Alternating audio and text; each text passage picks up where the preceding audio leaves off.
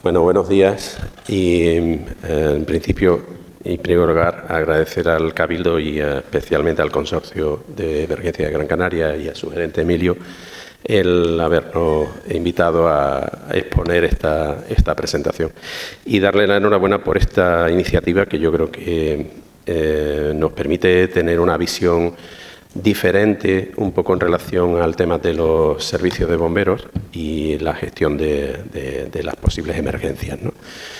Bueno, ayer tuvimos una situación de crisis bastante aguda en este país, con esa caída a cero de la potencia eléctrica y que afectó evidentemente a todos los servicios, los ordinarios y los servicios de emergencia, ¿no?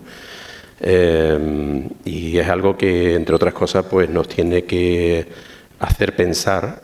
Llevamos un arranque de década de estos años 20 que nos está poniendo señales para que nos pensemos seriamente cómo gestionamos las emergencias y cómo hacemos una sociedad más resiliente, ¿no? No tenemos que hablar ni del COVID, ni del terremoto, ni del volcán, ni de este caso como otros desgraciadamente más alejados y que afortunadamente no están en nuestro territorio, como es el caso de los conflictos bélicos, ¿no? Pero seriamente creo que estamos en una versión, si cabe, 2 o 3.0 de la gestión de emergencia. Entramos en otra dimensión que hasta ahora se había quedado exclusivamente en papel o en ideas o en palabras, básicamente, ¿no? Bueno, mi presentación que os traigo, simplemente voy a hablar de algunos retos, ¿no? No son evidentemente ni todos y no es otra cosa más que una especie de pensamiento en voz alta, ¿no? Y que quiero compartir con vosotros, ¿no? Bueno, en primer lugar, vamos a darle a esto. Ok, bueno, este es el contenido de la presentación. Voy a contaros un poquito qué es CONVE, que es la Asociación de Consorcios y Servicios de Bomberos de España. Y son 5 retos de los que voy a hablar, relacionados con la gestión de la información, un elemento clave, evidentemente, con la organización de los servicios, con la formación, con la igualdad de oportunidades, estamos en el siglo XXI, y con la normalización. Ahora profundizamos en cada uno de ellos, si os parece, y estaré abierto al turno de preguntas cuando termine con él. Bueno, básicamente, ¿qué es CONVE? CONVE no es otra cosa más que una asociación de las administraciones públicas que gestionan servicios de prevención, extinción de incendios y salvamento, básicamente los conocidos como servicios de bomberos. Somos una asociación de las administraciones que lo gestionan, ¿vale? Para que nos hagamos una idea, básicamente seríamos como una especie de Federación Española de Municipios y Provincias, de FEM, pero exclusivamente de la parte del sector de bomberos. Dentro de la misión que tiene la asociación, entre otras cosas, es la de cooperación, la de transferencia de conocimiento, ¿vale? Y soluciones con el fin de elevar la calidad de los servicios, ¿vale? Y entre otras cosas, pues representa los intereses de estos en el desarrollo de normativas o en cualquier otro ámbito que le sea de interés, entre otras cosas, teniendo en cuenta un factor importante como es la salud laboral en el desarrollo en el personal de estos servicios. Estos son objetivos que nos hemos propuesto para estas legislaturas, que tienen que ver con elevar la calidad de los servicios, con mejorar la formación y fomentar la misma para el personal, no solo de los servicios, sino de aquellos que van a llegar a los servicios. Ahora hablaré de esto también, ¿vale? Un tema de igualdad. Ya veré, como apuntaremos más adelante, somos el único servicio de la Administración Pública absolutamente deficitario en materia de igualdad. Absolutamente deficitario. Somos bestialmente masculinos, ¿vale? La cooperación es otro de los retos, es decir, lo que sería un poco la ayuda mutua entre los servicios, que entre otras cosas lo hemos visto materializar en la Dana de Valencia, y que desde esta asociación hemos impulsado esa cooperación y esa ayuda mutua. Y bueno, pues relacionado con esto también la fortaleza de los servicios mediante la promoción de medidas y acciones para mejorarlos, y un compromiso relacionado con la divulgación para que la ciudadanía conozca dos cuestiones realmente que son estos servicios más allá de los estereotipos y de las las imágenes clásicas, y que realmente vean que los servicios de bomberos son unos servicios organizados, son unos servicios profesionalizados, y que además pues la ciudadanía pueda tener una información de servicio, valga la redundancia, en relación a la prevención y actuación en caso de las emergencias. CONVE nace en el año 2006, fruto después de una serie de reuniones previas de las entidades que gestionan estos servicios, especialmente bajo la figura de consorcios. Entender que aquellos que no conocéis qué es un consorcio, pues simplemente es una entidad pública para la gestión de servicios en la que participan diferentes administraciones y la financian, ¿vale? Es decir, es un ente instrumental de la administración pública. Y en este caso los consorcios de servicios de bomberos se crean especialmente a nivel provincial para la gestión de estos servicios, dado que, aunque las competencias son de carácter municipal, y así lo establecía la Ley de Bases de Régimen Local del año 1987, hasta que en el 2013 la Ley de Reforma establece la obligatoriedad también para con las diputaciones, pero los consorcios de servicios de bomberos existen el primero, desde los años 80, básicamente, y el más antiguo y consolidado, el decano, en este sentido, es el Consorcio de Bomberos de la provincia de Cádiz, que nace en el año 82. Esta figura, como ya digo, coparticipan todas las entidades municipales o incluso diputaciones y financian la prestación de un servicio, y son entidades que autogestionan la prestación de estos servicios, de una manera coordinada, evidentemente, con el resto de las entidades que la coparticipan, ¿no? Dos apuntes, básicamente, que ha hecho esta asociación a lo largo de estos años. En el año 2007, concretamente, se toma un tema que es clave para los servicios de bomberos, que es la financiación. Para quien no esté familiarizado, os explico, los servicios de bomberos tienen dos patas financieras, básicamente. Una, que son las propias aportaciones de la administración pública, y la otra pata, básicamente, que son tributos sobre todo en la figura de contribución especial, una de las figuras tributarias que establece la Ley de Haciendas Locales. ¿Qué es la contribución especial? Pues la aportación que una entidad privada hace por la prestación de un servicio público y de la cual esa entidad privada obtiene un beneficio directo o indirecto, ¿vale? Este es el caso de las entidades aseguradoras. Ellas tienen un beneficio por la mera presencia de un servicio de bomberos, dado que las acciones preventivas reducen la probabilidad de que se materializan, en el caso, por ejemplo, de un incendio o de otros riesgos, y en caso de que ocurran, pues estos servicios son los que reducen el daño, con lo cual la entidad aseguradora no es lo mismo tener que pagarle al asegurado los daños de un incendio de una casa completa que solamente del salón de su casa, por poner un ejemplo, ¿vale? Por ello, el legislador en su momento estableció con claridad y con buena vista que estas entidades deben de cofinanciar los servicios de bomberos. ¿Qué ocurría entonces? Pues que la entidad aseguradora, a través de su patronal, que es UNESPA, pues pagaba a los servicios de bomberos lo que sinceramente querían, ¿vale? Es decir, teóricamente la ley hablaba del 5% de las primas recaudadas por los riesgos sitos en la zona territorial que cubre el servicio, pero la realidad es que pagaban lo que les daba la gana, ¿vale? De hecho, recuerdo que tengo aquí a los compañeros del consorcio de Tenerife, pero recuerdo en su momento que en Tenerife se pagaba a razón de escasamente 50 céntimos por habitante anualmente, y por ejemplo en Madrid se pagaba cerca de 60 euros por habitante, ¿vale? Y así de forma asimétrica en el resto del territorio, ¿vale?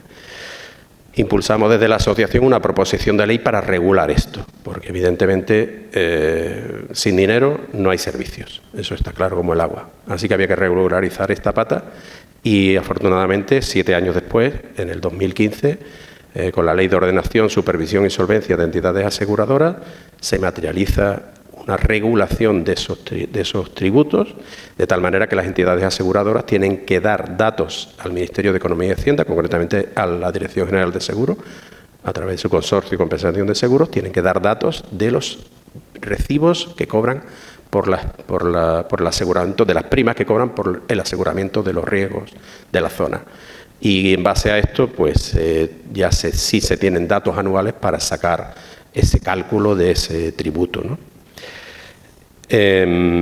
Otra de las cuestiones que hemos hecho es, entre otras cosas, potenciar el tema de la formación del personal de los servicios de bomberos en relación a la cualificación profesional. Desde el Tratado de Schengen de libre circulación de trabajadores de la Unión Europea, unido al Plan Bolonia, entre otras cosas sale que la formación debe ser lo más ecuánime y lo más estandarizada en la Unión Europea, basado sobre todo en competencias profesionales. ¿Con qué objetivo? Pues que evidentemente un trabajador español pueda trabajar en Dinamarca o un danés pueda hacerlo aquí, ¿vale? ¿Por qué? Porque tienen la misma cualificación. De ahí vino todos aquellos conflictos que recordaréis entre las titulaciones de grado, bueno, de diplomaturas o 3 años o de ciclo medio, como eran las ingenierías técnicas y aparejadores, en relación a su transformación con el Plan Bolonia en los grados universitarios, ¿no? Todo esto está evidentemente salvado y hoy en día los servicios de bomberos se convierten.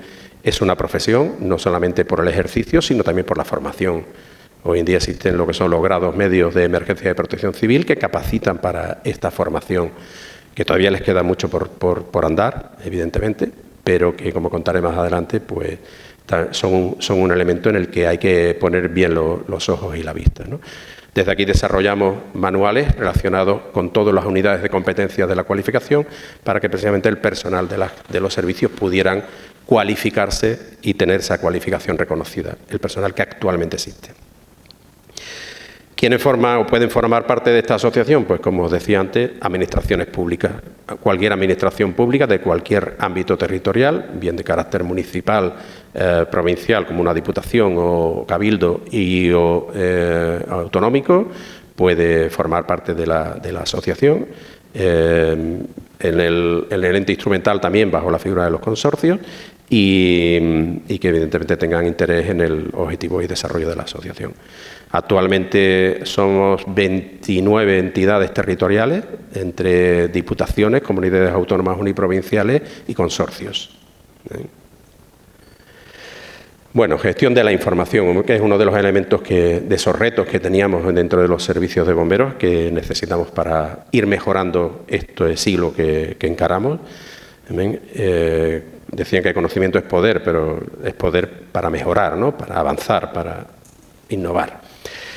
Estamos ahora mismo realizando un proyecto que, curiosamente, ayer cuando nuestro compañero Fran Echevarría nos hacía su exposición, me alegró mucho porque coincidía un poco en la misma línea, que es el proyecto del estudio de coberturas a nivel nacional de todos los parques que existen. Parques considerados relacionados a parques de bomberos, tanto a nivel profesional como voluntarios, como en el caso específico de la comunidad gallega, que son los grupos de emergencia supramunicipales, los GES. En ese mapa que veis, pues están todos punteados, son datos actualizados, actuales completamente. En azul son los voluntarios y en verde veréis los GES, estos gallegos, junto con todos los rojos, que son los servicios de bomberos profesionales.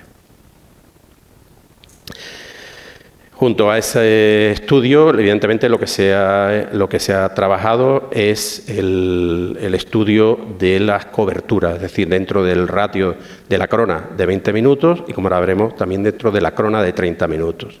¿Vale? Esto es un documento que ahora mismo está en desarrollo.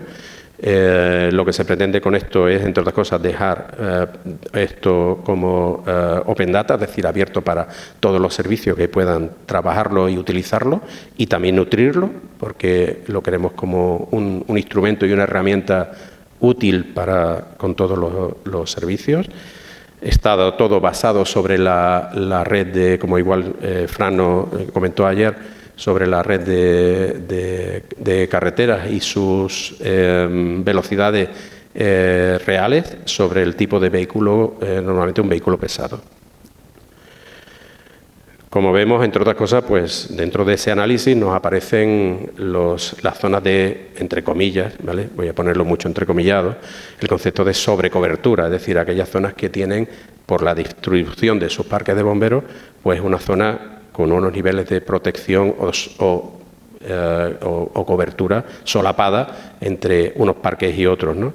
Evidentemente, esto no tiene nada que ver, porque es lo que forma parte de ese estudio que va a seguir abierto, con el análisis realmente de riesgos, con el análisis de demandas de servicios y con las necesidades de estudios reales de cobertura, ¿no? Esto, como decía, veis un ejemplo en el caso de la crona de 20 minutos y en este sería el caso de la crona de 30 minutos, ¿vale? Este es el debate eterno, ¿dónde queda más adecuado la prestación de un servicio de bomberos? ¿Dentro de ese margen máximo de 20 minutos, dentro del de 30 o dentro del de 15, ¿no? Porque evidentemente en esto tendríamos mucho que hablar, porque entre otras cosas dependerá de la tipología de riesgo a la que se enfrentan, ¿no? Este estudio nos permite detectar, en este caso, términos municipales que no tienen, o sea, no hay ninguna de las cronas pisa nada del término municipal, ¿vale? Que son esos puntos, y igualmente tiene toda la distribución de núcleos urbanos que ahora mismo están también en el cómputo exacto de todos los datos, ¿vale? Ahí vemos un mapa donde vemos cronas de 30 minutos, debajo de la crona de 30 minutos que está en color amarillo está la roja de 20 minutos, y los municipios, los términos municipales que están en rojo son aquellos que están fuera de la crona de 20 minutos y los de marrón los que están fuera de la crona de 30 minutos, ¿vale? Algunos datos avanzados, pues nos encontramos con que prácticamente en el 26% de los municipios del 28%, perdón, de los municipios se encuentran fuera de la crona de 20 minutos, términos municipales completos. No estoy hablando de núcleos urbanos, ¿vale? ¿Por qué? Porque esos son los datos que ahora mismo se están explotando todavía. Es decir, todavía no tenemos el dato exacto de cuántos núcleos urbanos están fuera de esa crona de 20 minutos con los parques actuales, que ahora también explicaré un poco el detalle, ¿vale? Es decir, y este sería el caso de la crona de 30 minutos, ¿vale? Evidentemente veis que la dispersión geográfica de población en este país es brutal, sobre todo en determinadas zonas, en la zona norte principalmente, y donde veis esas cronas en color verde, que esos son los grupos de emergencia supramunicipales de Galicia, donde si nos fijamos que si los quitáramos, pues evidentemente la cantidad de términos municipales y núcleos urbanos que quedarían fuera de las cronas de los servicios de bomberos que están en rojo, pues serían muchísimo mayores, ¿no? Esto es un caso en la zona de Andalucía y Extremadura, y donde vemos la cantidad de núcleos, pero a lo que quería llegar era esto, como los núcleos es decir, los parques que aparecían en la anterior, ¿vale? Veis que realmente no llegan quedarían más núcleos, más términos municipales fuera de la crona de esos 20 o 30 minutos, pero ¿por qué no quedan? Porque realmente lo que tienen son los parques que son voluntarios, ¿vale? Que están ahí calculados. Otra cosa sería hablar, y esto formará parte de ese estudio a posteriori, de la realidad de esa cobertura. Es decir, si realmente la capacidad de respuesta si ese personal está, como bien se comentaba ayer, pues es un personal localizado en su casa y tiene que ir al parque y desde allí atender la emergencia, evidentemente el tiempo de respuesta se alarga mucho y por lo tanto la crona se reduce bastante, ¿vale? La superficie o el área, perdón, por otro lado, hasta qué punto esos servicios están integrados en la coordinación de los servicios de bomberos profesionales, ¿no? Que en el caso de Extremadura pues no están integrados y en el caso que se ve ahí de la provincia de Sevilla sí están integrados, ¿no? ¿Vale? O sea, forman parte un poco de lo que son servicios operativos normales, ¿vale? El ejemplo más claro se lo llevan nuestros compañeros catalanes, como ayer explicaron, ¿no? Y fijaros cómo Cataluña tiene una vasta red de servicios profesionales apoyados con los parques voluntarios que hacen que la población tenga unos niveles de atención y cobertura, no te voy a decir absolutamente totales, pero muy cercanos a la misma, ¿vale? Te lo doy para traslados, ahí está.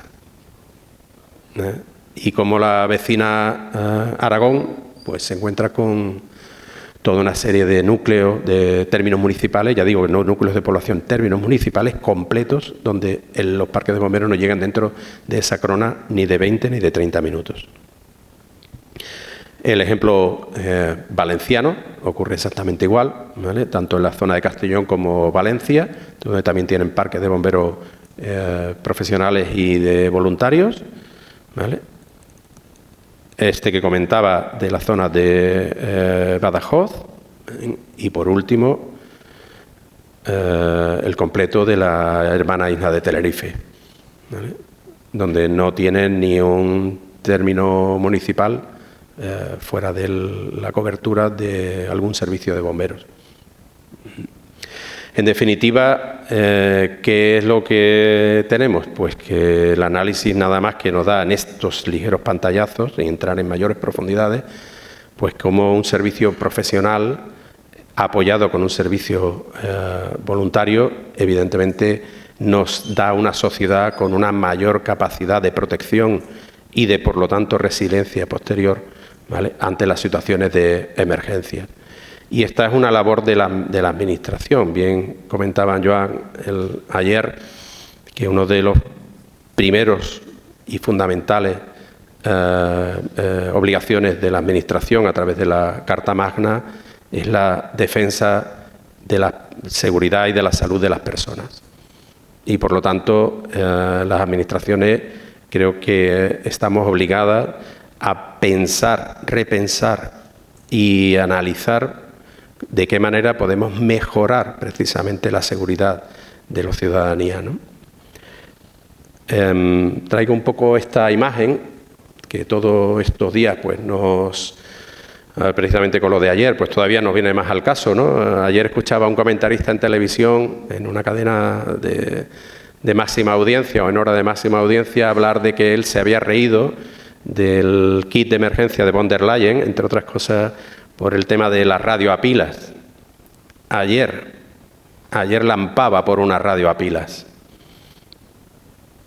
Parecía algo ridículo. Yo desde que me metí en este mundo de la emergencia, ya por principios de los 80, esto del kit de emergencia yo creo que lo hemos escuchado todos los que estamos en este mundillo desde hace muchísimos años, ¿no?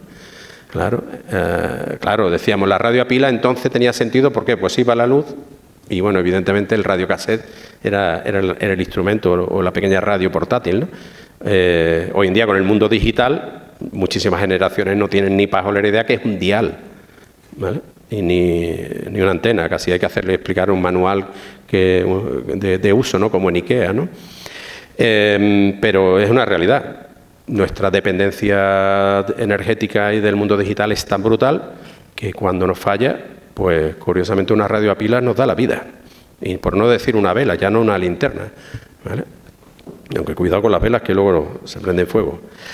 Pues que sería ideal que en esta misma línea se me ocurrió inventarme esta noticia también, ¿no?, donde la Administración promoviese un kit de autoprotección comunal, ¿no? Ni siquiera voy a hablar ya de bomberos voluntarios, me estoy pensando en esas pequeñas comunidades que viven en eso que llamamos la España vaciada, la España rural, que sinceramente me da un poco repelús esos términos, ¿no? Sigue siendo el mismo país, ¿vale? Me parece que todo lo que no sea urbano y grande, o Madrid o Barcelona, pues parece que no existe, ¿no? Y sí, existimos en todos sitios, ¿vale? Pues en esas comunidades más pequeñas, incluso con la existencia de una serie de medios dotados por la Administración, puesto que esas comunidades muchas veces no tienen recursos para ello, ¿vale?, unos primeros medios de autoprotección basados en la ayuda comunal, no siquiera en la autoprotección personal, ¿vale? Eso sí, con los medios adecuados de protección y con un entrenamiento, una formación y una coordinación básica con los servicios profesionales. Porque todo lo que sea funcionar de manera autónoma e independiente está antes o después abocado al fracaso, ¿no? Pero cada territorio puede tener un modelo, ¿no? Evidentemente, no tenemos que implantar el mismo modelo en todos sitios exactamente igual, pero quizás sí los mismos principios, ¿no? Yo creo que eso es fundamental, que es entender que los ciudadanos son todos iguales y tenemos el mismo derecho a la protección universal, no solamente que tengamos ciudadanos de primera, de segunda o de tercera, en función de dónde vivamos. Claro, ¿por qué esto y por qué no montar un servicio profesional? Porque evidentemente eso del análisis de la información y de los datos es clave, ¿vale? No se puede montar un servicio profesional con los costes que conlleva, ni podemos montar un hospital con los costes que conlleva, ni podemos montar una agencia tributaria con los costes que conlleva en cada municipio y en cada núcleo de población. Eso sería no solo inviable, sino realmente absurdo, ¿vale? Fijaros, estos son datos reales, ¿eh? Estos son datos de demandas de servicios. Estos son datos, yo me llevé 20 años como gerente del Consorcio de Bomberos de Huelva y estos son datos de allí. Son datos de parques que cubren áreas de población de menos de 20.000 habitantes, menores o iguales a 20.000 habitantes, y áreas de población que cubren poblaciones mayores de 50.000 habitantes. Me he quedado los 50.000, realmente son más, ¿vale? Son cerca de los 70, 80.000 habitantes. Pero bueno, he querido marcar un poco la barrera y los 50.000. Es una realidad el análisis de más de 11 años de estadísticas, ¿vale? Esta es, o sea, solamente el 25% de los días del año hay demandas de servicios en los parques que tienen coberturas de menores o iguales a 20.000 habitantes. Mientras que en aquellos otros parques que tienen mayor población o cubren áreas de mayor población, sí existe la demanda de servicio a la inversa, ¿vale? Donde más de 3/4 partes de los días del año tienen demanda de servicios, ¿vale? Esto hay que verlo también de la óptica de un profesional que está en el parque un día, a los 5 días otra vez, a los 5 días otra vez, a los 5 días otra vez, 6 días al mes, que viene al parque y durante 3, 4, 5, 6, 8 meses no tiene ni una demanda de servicio, ¿vale? Hay que tener un tiempo muy organizado para entretenerse y cubrir ese tiempo de trabajo que no hay demanda de servicios, ¿no? Pero bueno, y estos son datos reales del año pasado de la Diputación de Palencia, ¿vale? Fijaros los servicios demandados en un año. Voy a acelerar un poquito. Yo creo que los datos hablan por sí mismos, ¿no? Fijaros esa cantidad de servicios que se demandan y ahí hay parques profesionales, ¿eh? Imaginaros. ¿Esto se sostiene realmente? Podemos decir que sí, mientras se pague, no hay problema. Pero habría que pensar un poquito con detenimiento esto. Luego tendremos, evidentemente, las situaciones contrarias, sitios donde incluso hace falta más personal y más parques, ¿no? Los compañeros de Cataluña ayer nos hablaban claramente, precisamente en ese análisis, con el paso del tiempo, de dónde mover parques, cerrar parques, abrir parques, aumentar dotaciones, ¿no? O en el caso de los compañeros de Tenerife, como ellos están planteando en determinadas zonas aumentar las dotaciones profesionales, porque son necesarias, porque para eso están los datos, para analizarlos y para, en base a ello, basar y justificar, evidentemente, la mejora de los servicios. Bueno, estos son ya una serie de cuestiones que sale de los años que uno lleva ya en este mundillo también y del conocimiento de tantos servicios con los que se ha relacionado, ¿no? Uno, las estructuras organizativas de los servicios, ¿no? Como bien dice, la mejor organización no asegura resultados, pero una estructura equivocada es causa de un fracaso. En teoría, un servicio de bomberos debería estar organizado más o menos en una forma muy genérica, evidentemente, con una estructura similar a esta y aumentada o todo lo que fuera necesario, ¿no? Una serie de mandos intermedios que tienen responsabilidades tanto a nivel de gestión a nivel territorial, pero sobre todo también funcional, ¿vale? Y en diferentes escalas parar el reparto de qué, pues de las cargas de trabajo, como son toda la gestión operativa, coordinación, todo el tema de adquisición de bienes materiales, vehículos, etcétera, la parte de prevención de riesgos laborales, la formación, la gestión de turnos, un dolor de cabeza en los servicios de bomberos, ¿vale? Y la logística de mantenimiento, así por decir una serie de ramas básicas, ¿no? Nos encontramos con que esto debería ser así en los servicios, pero desgraciadamente en muchos servicios está en la estructura que se encuentra, ¿vale? Con lo cual, ahí una o dos personas son las que soportan toda esa carga de trabajo, ¿vale? ¿Esto que trae como consecuencia? Pues que evidentemente no hay una estructura real de mandos intermedios. Hay una serie de personas con una sobresaturación de carga de trabajo brutal, en muchos casos hasta vilipendiados por sus subordinados porque son los jefes, y donde esto trae como consecuencia el colapso del servicio, donde al final pues se nos dan, no evidentemente escenas de estas, un poco de broma, ¿vale? Pero donde un servicio de bomberos no solamente bomberos, un servicio de bomberos es un servicio, como bien decía al principio, un servicio organizado, es un servicio estructurado y un servicio en el que se necesitan reparto de cargas y tareas y sobre todo una apuesta importante por no solamente las dotaciones de base, sino de los mandos intermedios, ¿no? La formación profesional, otro de los retos que tenemos con este futuro y que realmente se nos está abriendo una puerta nueva, ¿no? Los profesionales competentes evidentemente es una garantía de éxito, ¿vale? ¿Qué es lo que estamos teniendo? Pues que venimos, como os decía antes, de por fin, diseño de una formación profesional con esta profesión y donde los institutos, tanto públicos como privados, están empezando a desarrollar esta formación profesional en diferentes puntos de este país. Cuando empezaron con esto, a partir del año 2015 prácticamente, o 2013, 14, perdón, que serían los primeros, todo esto empezó de una manera, pues, como todo. Bueno, sí, es como el elefante, que lo ves venir, pero ya se parará, ¿no? Ya se parará, ¿vale? Esto no llega con nosotros, pues sí llega, ¿vale? Y de hecho cada vez es más, no solo la oferta, sino sobre todo la demanda. Como bien comentaba, o creo que comentaba ayer, en Andalucía han sido pioneros en sacar un decreto para regular el acceso a los servicios de bomberos. ¿En qué sentido? El de ser pionero. En el hecho de que van a pedir como requisito único académico para el acceso en el plazo de 4 años, como máximo, este grado medio de emergencia y protección civil. Desde la asociación hemos pensado en esto y hemos pensado en ir por delante.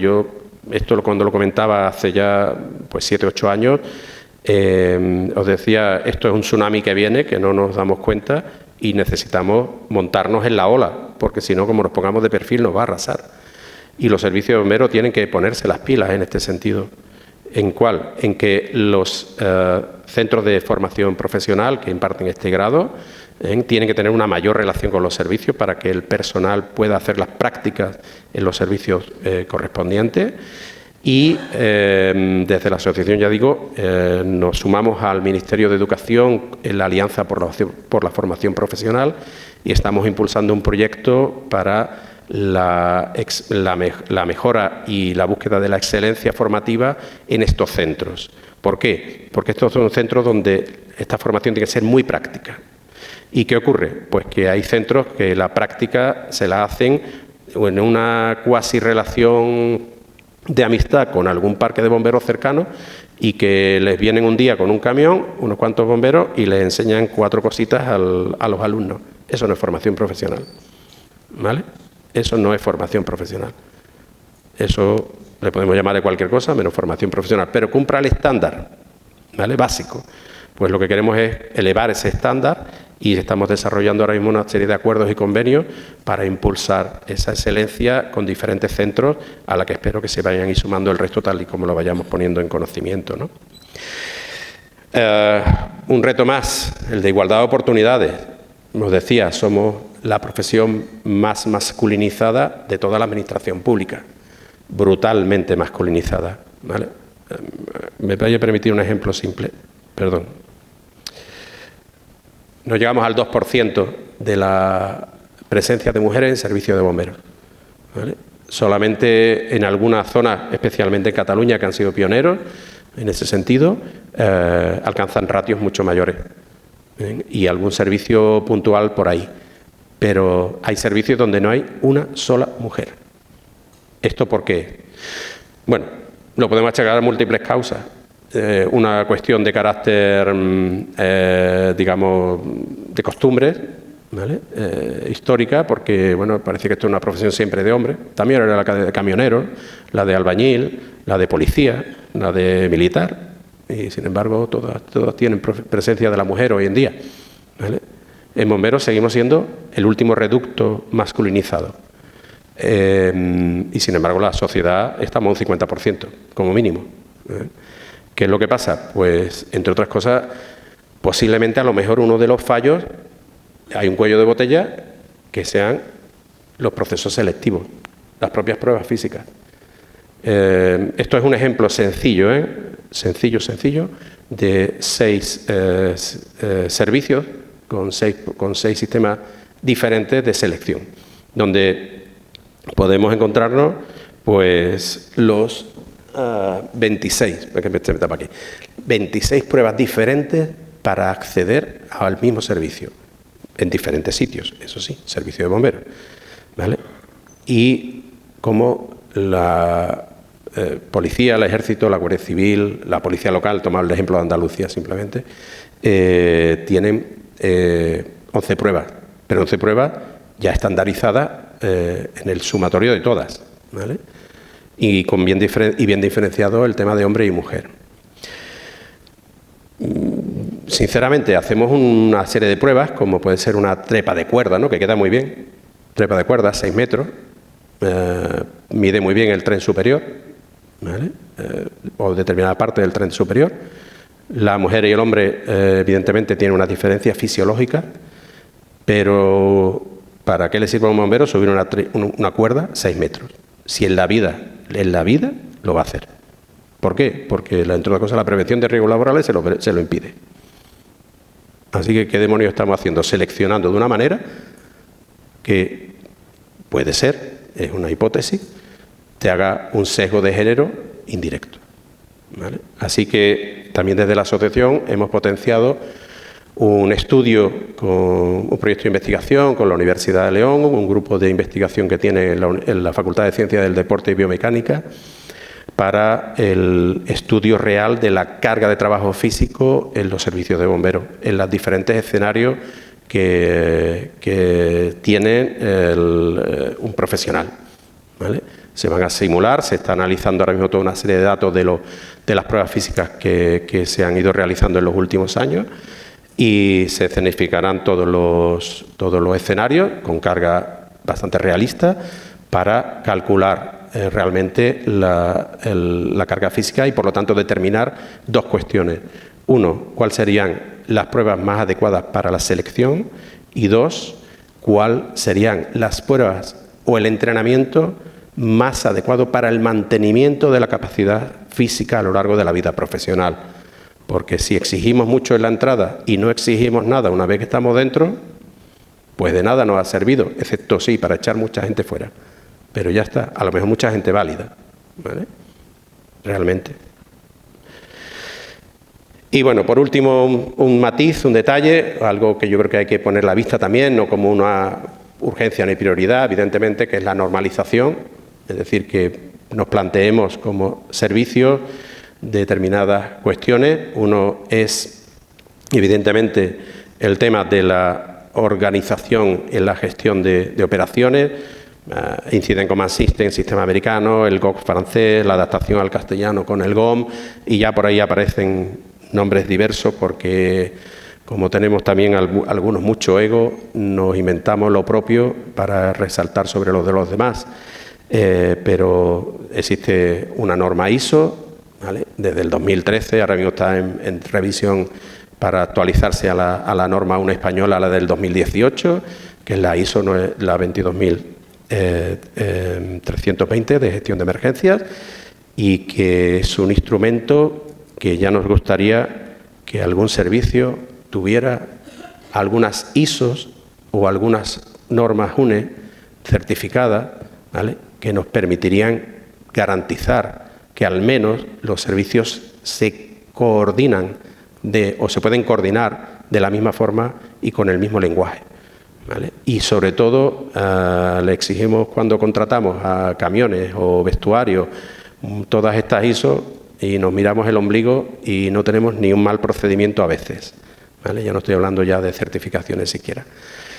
Y bueno, yo con esto no quiero ya aburriros más, simplemente recordar que los servicios de bomberos son la primera línea de respuesta de la Administración ante las emergencias a la ciudadanía, la primera línea, y por lo tanto no solo es la primera línea, sino la primera línea con más amplio espectro de respuesta. Se atiende a una diversidad, y bien lo sabéis, enorme de demandas de servicios y deberían ser, aunque la normativa actual ni siquiera se nombra, el pilar básico de la protección civil.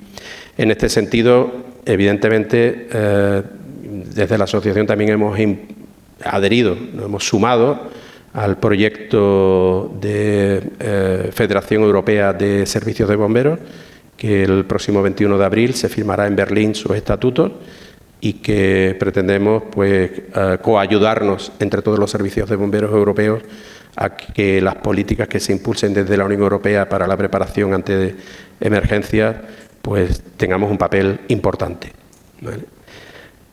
Agradeceros la atención y perdonad un poquito por toda del discurso, ¿vale? Gracias.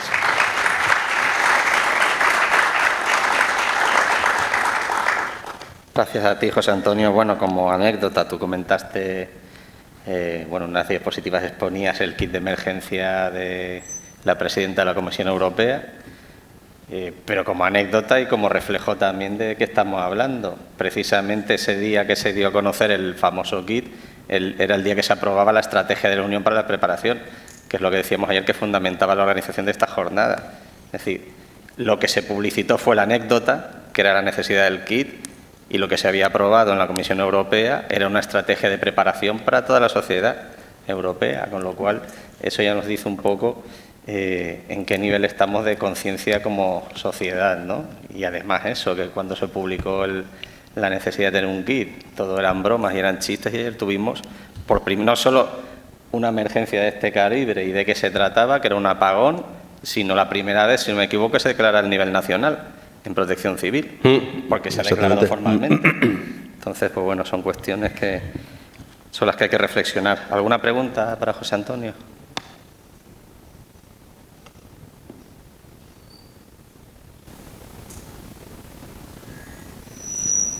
Buenos días, muchísimas gracias por la presentación y por esta segunda jornada. Felicitar a los organizadores. A ver, le felicito por hacer referencia al tema de la mujer en el sector. Ayer comentaba, soy graduada en seguridad y empresaria del sector de la seguridad y emergencia. Tengo la mochila de ser mujer, por suerte, y también por desgracia por otro lado, porque hay ciertos momentos en los cuales es una verdadera desgracia. Es un sector muy complicado, el sector de la seguridad y las emergencias, donde el ser mujer pues es como aquel preso que lleva una bola arrastrando en la pierna y hay momentos donde pues tenemos cortapisas, ¿no? No me voy a enfocar en continuar haciendo referencia a ello, pero respecto a la presencia de las mujeres en los cuerpos de bomberos, yo quería hacer otro ángulo de visión, no solo las pruebas físicas, porque al fin y al cabo las pruebas físicas, yo he visto muchas mujeres en gimnasios que son brutales a nivel de ejecución, a nivel deportivo. Quizás cambiar el ángulo de visión a que sea más la parte psicosocial del entorno laboral en el que la mujer ejecuta su trabajo, de la seguridad y emergencia. Es que reitero, para mí me siento mujer, no quiero cambiar de género ni de sexo. Bueno, el sexo no lo puedo cambiar, el género pues podría, pero lo voy a mantener. Continuaré con la bola como un preso, con ella arrastrándola y avanzando. Pero sí que me gustaría pues hacer una pequeña reflexión y que se empiecen a dar pequeños pasos a incorporar a la mujer de manera efectiva, no solamente verbal, sino de manera efectiva y real, y que desde vuestra asociación intentar hacer pues ese ángulo de visión, ponerse las gafas de la parte psicosocial y pues plantear estrategias para adoptar en los diferentes parques asociados o consorcios que tenéis asociados. Muchas gracias. Gracias. A ver, desde la asociación lo que estamos precisamente es intentando primero potenciar, poner la realidad encima de la mesa. No, lo primero que para hablar de un problema es hablar de él, ¿vale? Evidentemente lo de las pruebas físicas, vuelvo a insistir, es una teoría, ¿vale? Cuidado con ello también porque no vamos a entrar en el debate, porque creo que sería un error, de si las pruebas físicas tendrían que ser más light, menos light, más tal. Yo creo que ese no es el objetivo, ni mucho menos, ni mucho menos. El objetivo es un tema de igualdad de oportunidades, pero igualdad de oportunidades en el sentido de las pruebas físicas, desde el enfoque de la realidad que se requiere de capacitación física para esta profesión. Porque al ser servicios atomizados, al ser servicios municipales, locales, de administración local básicamente, desgraciadamente lo que se hace es en muchos casos copiar las bases de unos a otros, a escuchar lo que alguien le ha asesorado al que desarrolla las bases, y entiendo que siempre con la mejor de las voluntades, vamos a dejar un hueco a las que no, ¿vale? Pero entiendo que mayoritariamente con la mejor de las voluntades, a lo mejor se está equivocando de plano y tal. Las pruebas físicas sí que es verdad que tienen una ventaja y un inconveniente. ¿Cuál es? La ventaja es que son unas pruebas súper objetivas. Ahí no hay nada subjetivo, ¿vale? Lo haces, no lo haces, lo superas, no lo superas, alcanzas este baremo o no lo alcanzas, ¿vale? Pero, claro, con eso es muy fácil también desde el parte del equipo de selección, desde los tribunales, precisamente decir, bueno, pues elevemos las pruebas, elevemos. ¿Por qué? Porque como son objetivas, precisamente nos facilitan la selección. Es decir, no nos complican la selección. Echamos mucha gente fuera, pero claro, en ese echar gente fuera, como bien comentaba, hay muchas mujeres, yo voy al gimnasio también y veo a mujeres con unas capacidades brutales, ¿vale? Pero si estos son comentarios con el equipo de investigación, ¿no? que lleva este tema, pero si tenemos que analizar que a lo mejor, por poner un ejemplo, ¿vale?, el 20% de la población masculina con un entrenamiento básico es capaz de pasar las pruebas de dominadas X, ¿vale? Resulta que ese mismo, para pasar esas pruebas, en el caso de la población femenina, dado su constitución biológica, solamente lo hacen el 8%. O sea, sin querer, estamos haciendo un sesgo de género. ¿Entendéis? Por eso, lo de las pruebas, ya digo que no pretendemos en ningún caso decir, oye, bajamos por bajar. No, por ahí no van los tiros. Y por otro lado, es el fomentar la comunicación de la óptica de que se tiene que hablar de bomberas también, ¿vale? Y no excepcionalmente el día 8M, que curiosamente coincide en la celebración católica del patrón de bomberos, ¿vale?, con el Día Internacional de la Mujer, sino a lo largo de la normalidad de los día a día. Lo que pasa es que es verdad que desgraciadamente salen más hombres en las imágenes que mujeres, pero sí, hay que potenciar, hay que inculcar. Y bueno, creo que en Cataluña se hizo en los últimos procesos selectivos, hay una reserva de cuota también para la mujer, ¿no? ¿Vale? Pues también hay que impulsar. ¿Por qué? Porque hay que forzar la máquina. Si no forzamos la máquina, no subimos el escalón. Es así. Luego, a partir de ahí, hablaremos de igualdad en todos los sentidos. Pero, en principio, hay que forzar la máquina un poco. ¿Vale? Sí.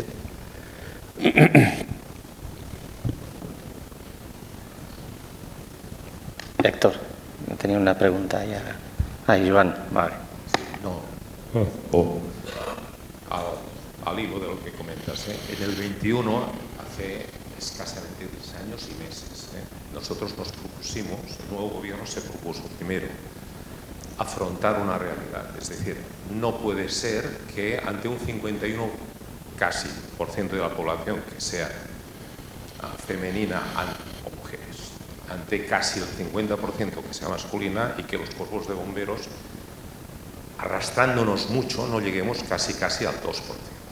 Entonces, se iniciaron una serie de acciones en 3 líneas principales. Una, revisar cuáles son los elementos que generan más sesgo en el proceso de selección. Evidentemente, las pruebas físicas.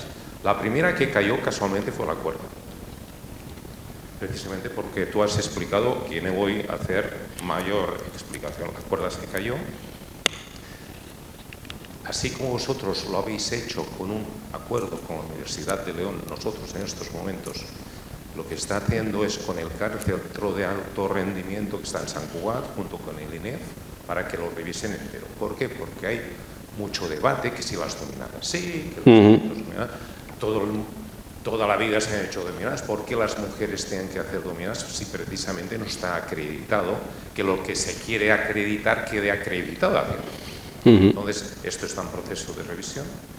Una segunda que hicimos es modificar la ley del 94, con un objetivo clarísimo, muy debatido y muy discutido. Y mira, mientras esto no esté racionalmente regularizado, lo que vamos a hacer es temporalmente, los años que dure, vamos a aplicar una discriminación positiva que discrecionalmente se puede aplicar entre el 25 y el 40% para favorecer que van a entrar sí o sí el 40% de mujeres. No, sino que en el número de puntuación final, habiendo un máximo del 10%,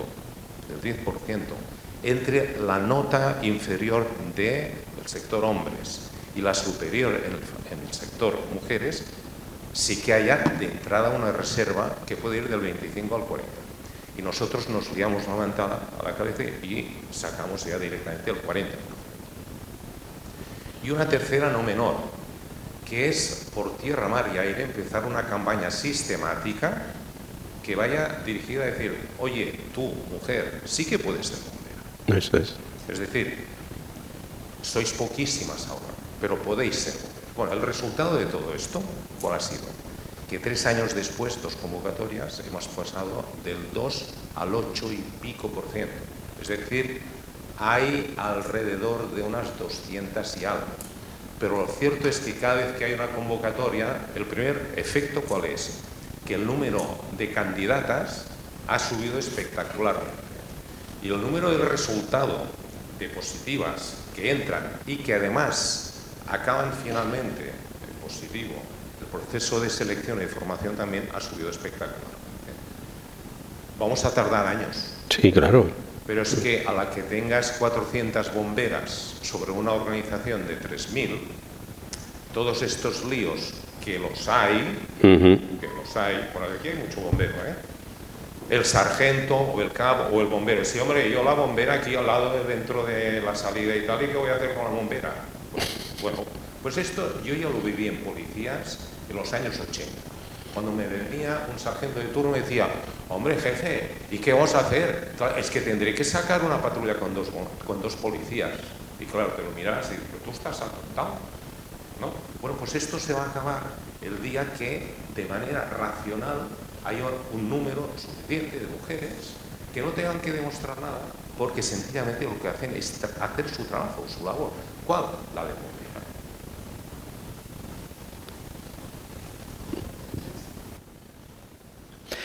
Esta imagen de la chica esta que veis es negra, es sevillana y es bombera en Manchester. O sea, si allí aquello de discriminación lo queréis ver, no existe. Es real, ¿eh? Buenos días. Voy a otro tema, sí, al de la formación, y disculpa porque los 2 primeros puntos que has expuesto no los he podido ver y a lo mejor lo has tocado, pero no he podido verlo porque estaba resolviendo una cosa fuera. Sobre el tema de la formación, ¿habéis reflexionado sobre la formación de inspectores o inspectores, es decir, la parte técnica del cuerpo?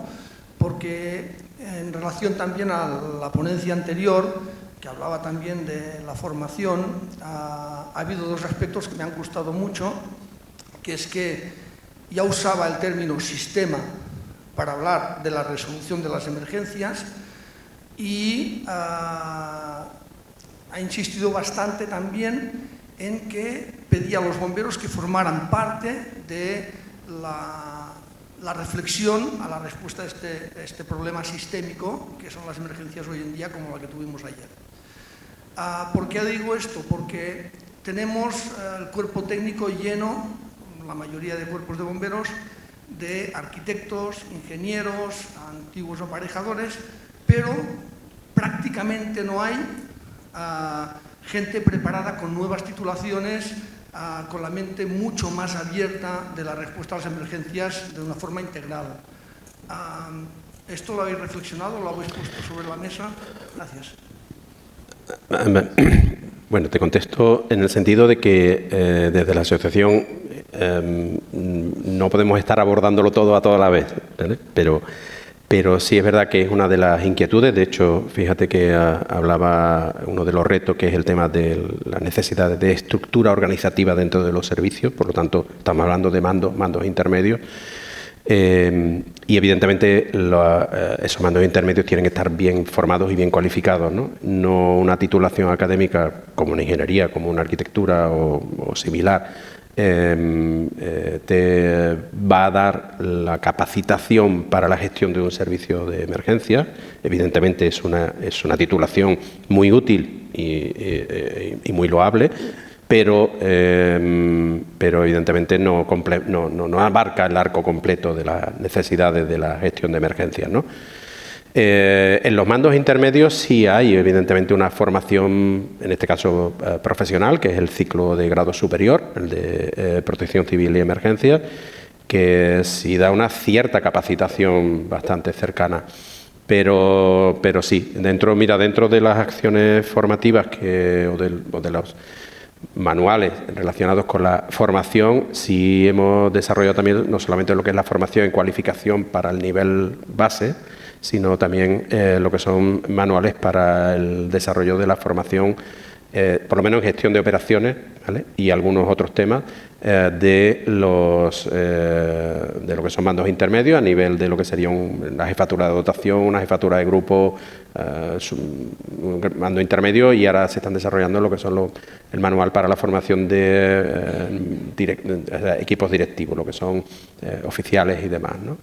No es siquiera, o sea, estamos hablando esto no es un huevo que se echa a freír, como comprenderás, ¿vale? Estamos hablando ahora mismo de empezar algo que va a seguir vivo, es decir, que lo vamos a ir ampliando, documentando, y evidentemente una de las cosas que intentamos desde la asociación, con las limitaciones de recursos que también tenemos, pues es potenciar precisamente las acciones formativas para esos mandos intermedios y superiores, ¿no?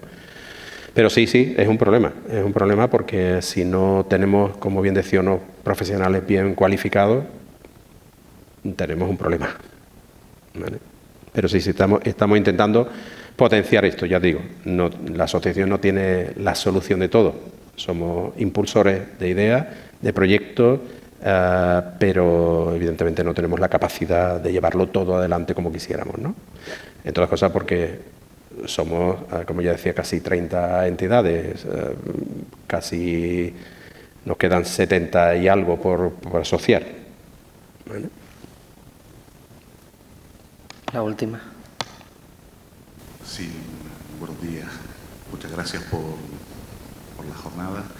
Y nada, soy graduado en Seguridad y Control de Riesgos y era para matizar el último punto de vista, ¿no? Que no solo es ingeniero ni arquitecto, sino también ya en muchas universidades de España, siendo pionera la Universidad de Las Palmas de Gran Canaria, pues sí hay graduados en Seguridad y Control de Riesgos, graduados en Educación de la Seguridad, en Protección Civil, en Seguridad Integral, etcétera, etcétera, ¿no? Entonces sí hay una opción en nivel 2 y 3 de meses, que son niveles universitarios para llevar o coordinar esos niveles.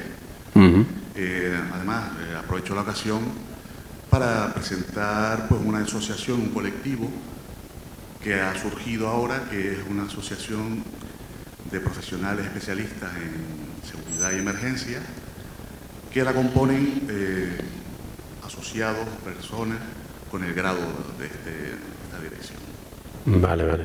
Pues mira, interesante. Entonces hay una que podemos hablar después sí. para llegar a algún convenio. Muchas gracias. Perfecto. Gracias.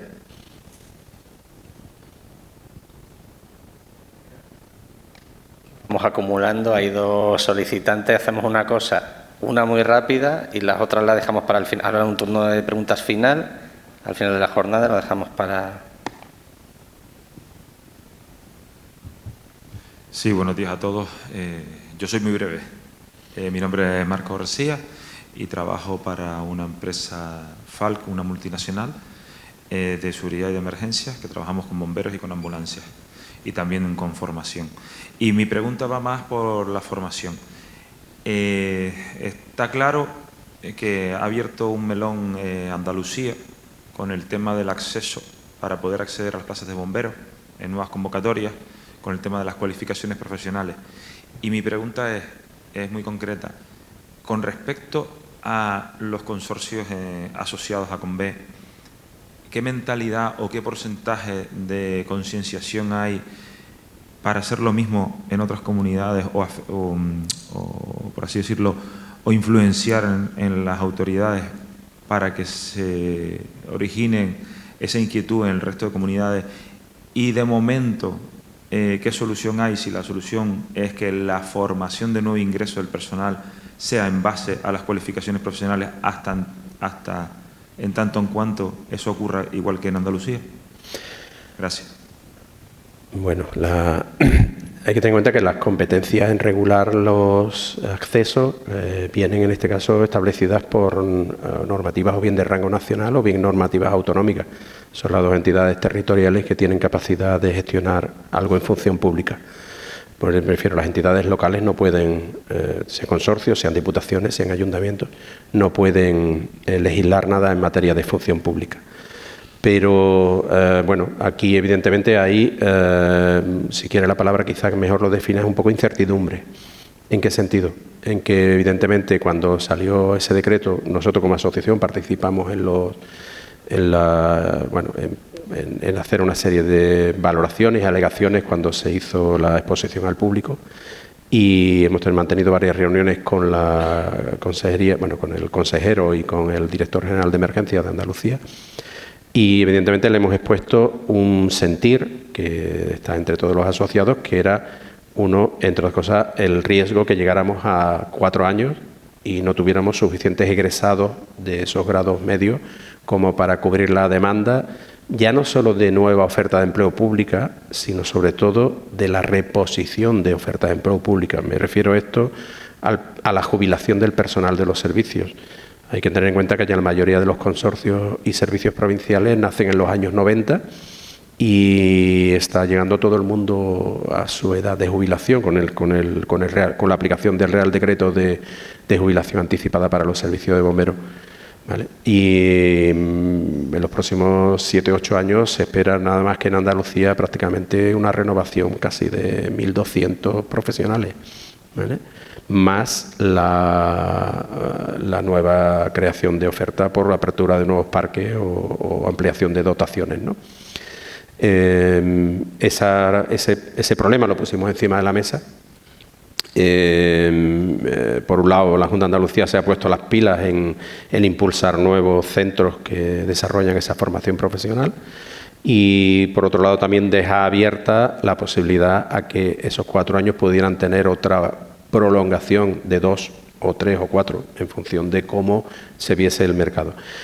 En relación a otras comunidades autónomas o a otros sitios donde pudieran esto implantarse, bueno, de momento creo que hay bastante duda. Todo el mundo anda mirando a Andalucía un poquito con catalejo a ver qué ocurre, pero creo que es el futuro, sinceramente lo creo, ¿vale? ¿Por qué? Porque si conseguimos además sumar la otra pata, que es la de elevar la excelencia formativa, y que hay muchos centros muy por esa labor, y hacemos que el personal venga ya realmente con una formación potente, ¿vale?